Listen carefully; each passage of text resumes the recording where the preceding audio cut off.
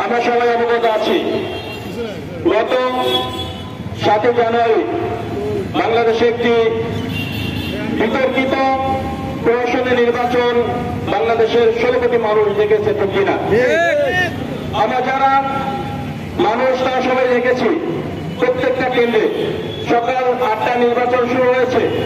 সারাদিন এক একটি কেন্দ্রে কোনো ভোটারের লাইন ছিল না, ঠিক কিনা বলেন? বাংলাদেশের কোনো ভোটার কেন্দ্র ছিল না যেখানে দৃশ্যমান ভোটারদের লাইন ছিল, দৃশ্যমান ভোটারদের উপস্থিত ছিল, এমন কোথাও দেখা যায়নি। আমরা সেটা মিডিয়ার মাধ্যমে দেখেছি।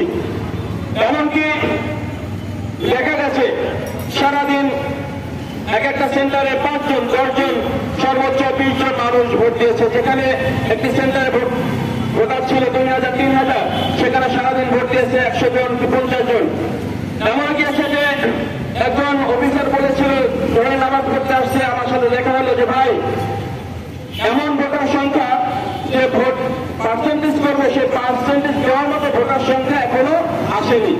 তাহলে দেখা যায় টোটাল একটা সেন্টার 3000 কি 4000 ভোটার রয়েছে, সেখান থেকে পার্সেন্টেজ দেওয়ার জন্য তো 60 জন 100 জন বা 200 জন ভোটার আসার দরকার। কিন্তু এত কম সংখ্যক ভোটার এসেছে, সে অফিসার বলতেছে যে পার্সেন্টেজ দেওয়ার মতো ভোটার এখন আমাদের ভোটার কেন্দ্রে আসেনি।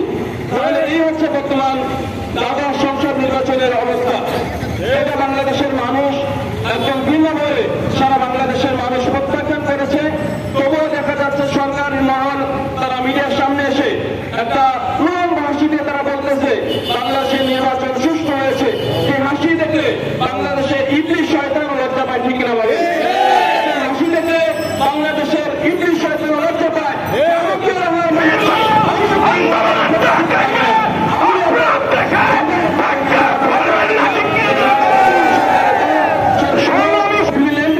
তারা বলে সারাদিন 20% 25% ভোট হয়নি, কাজ হয়নি, সেখানে তারা বলতেছে 60% 50% ভোট হয়েছে। সেটা শয়তান হাসি পায়। শয়তানও দেখলে নিজেকে লজ্জাবোধ করে। কিন্তু আমার শয়তানি করার কোনো দরকার নেই, আমি অবসরে চলে যাব। যারা বর্তমানে ক্ষমতা আছে তারাই আমার কাজটা করবে, ঠিক কিনা বলেন? এর মাধ্যমে তারা সরকারি দল গঠন করেছে।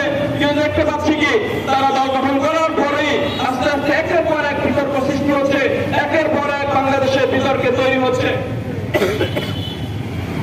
আমরা দেখলাম শিক্ষানীতি নিয়ে তারা কিভাবে তাল বাহানা করছে, কিভাবে একের পর এক নতুন নতুনত্ব তারা আবিষ্কার করার চেষ্টা করতেছে।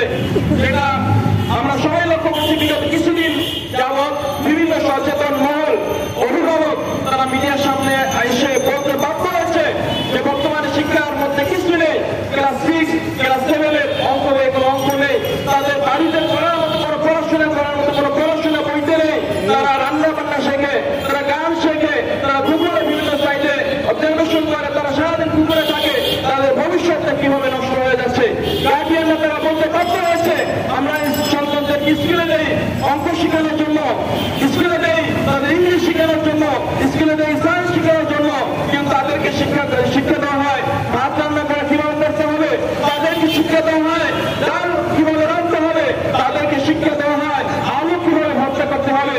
যেটা বাংলাদেশের শিক্ষার্থীদের অভিভাবকরা তারা কিভাবে প্রত্যাখ্যান করেছে এই শিক্ষা ব্যবস্থাকে, ঠিক কিনা বলেন? পরবর্তীতে আমরা দেখলাম যে কিছুদিন যাবৎ ট্রান্সজেন্ডার নামে একটা ভয়াবহ মারাত্মক ধ্বংসাত্মক প্রভাব ধ্বংসাত্মক কার্যবলী বাংলাদেশের কিছু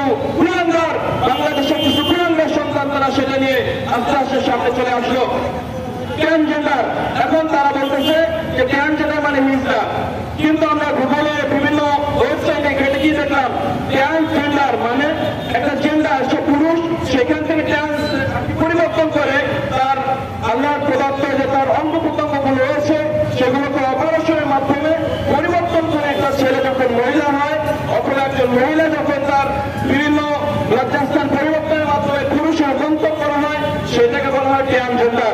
যার মানে আল্লাহর সৃষ্টিকে তারা বিতর্কিত করছে, আল্লাহর সৃষ্টিকে তারা উল্টে দিচ্ছে, আল্লাহর সৃষ্টিকে তারা পরিবর্তন করছে। এটাকে বলা হয় ট্রান্সজেন্ডার। কিন্তু হিজড়া তারা বলতেছে না, হিজড়াই ট্রান্সজেন্ডার। কিন্তু না, গুগলে বিভিন্ন সাইটে দেখতে পাচ্ছে ট্রান্সজেন্ডার হিজড়া এক নয়। হিজড়াদের সম্পর্কে ইসলাম সহানুভূতি আছে, হিজড়াদের সম্পর্কে ইসলামী আইন আছে। একজন হিজড়া যদি সে পুরুষের অঙ্গভঙ্গি তার মধ্যে থাকে, পুরুষের সহযোগিতার মধ্যে থাকে, তাহলে তার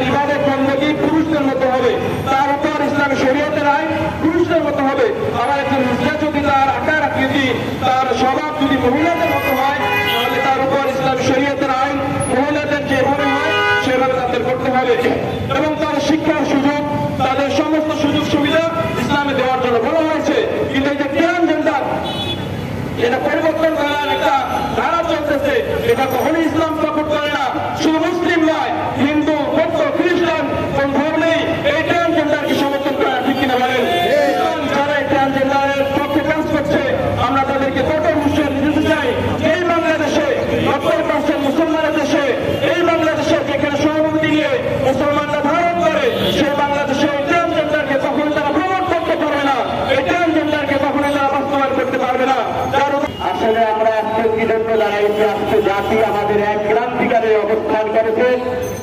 বাংলাদেশ রাজার সংসদ কিছুদিন আগে হয়েছে, যেটা আপনারা আমরা সকলেই দেখতে পেয়েছি যে ভোট কেন্দ্রে মানুষের পরিবর্তে সবচেয়ে আল্লাহ রাব্বুল আলামিন উলাইকা যারা আনাম বালহুম আবাল ওয়া উলাইকা হুমুল গাফিলুন, আল্লাহ রাব্বুল আলামিন বলে এই সমস্ত মানুষ জিন হলো চতুষ্পদ জানোয়ার, কুত্তা শুয়োরের চাইতে নিকৃষ্ট।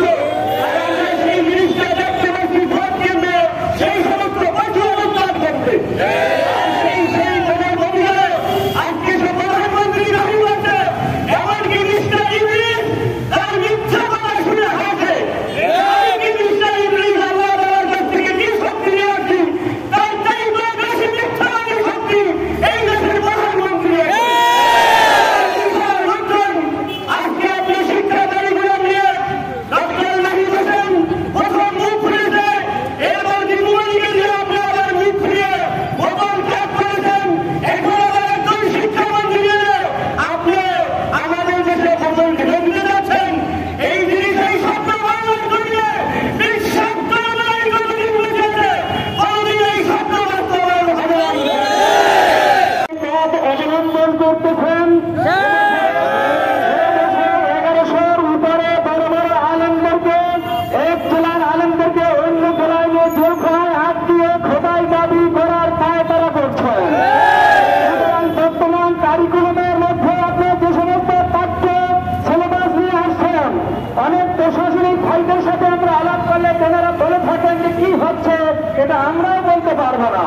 সুতরাং কাগজ উস্কানিতে আপনি এইরকম নূতন কারিকুলামে মুসলমান সন্তানদেরকে নাস্তিক বানানোর জন্য পায়তারা করছেন। আর একটা আইন আপনি পাশ করতে যাচ্ছেন, সেটা হচ্ছে সমকামিতা। আমি বলতে চাই এই সমকামিতা লায়াকতের মাধ্যমে লূত আলাইহিস সালামের কওমদেরকে আল্লাহ তাআলা ধ্বংস করে দিয়েছিলেন। সুতরাং আপনি ইচ্ছা করলেই পুরুষকে মেয়ে বানাই দিতে পারবেন না, ইচ্ছা করলেই মেয়ে যাচ্ছে পুরুষ বানাই দিতে পারবেন না। সুতরাং ছেলে হওয়া এবং মেয়ে হওয়া, পুরুষ বানানো, মহিলা বানানো একমাত্র ক্ষমতা আল্লাহ তাআলাই রাখেন। সবাই ঠিক আছে? সুতরাং নাস্তিক মুরতাদ সরকার মুসলমানের সন্তান বঙ্গবন্ধুর মেয়ে হয়ে যদি আপনি মুসলমান দাবি করেন, এই আইন আপনি পাস করতে পারবেন না। ঈশ্বর চর্মনার নেতৃত্বে এই দেশে দুর্বার করে আন্দোলন মহিলা থেকে পুরুষ হয়েছে কিনা, বর্তমান শিক্ষামন্ত্রী নওয়াব সাহেব পুরুষ থেকে মহিলা হয়েছেন কিনা, শিক্ষা বলতে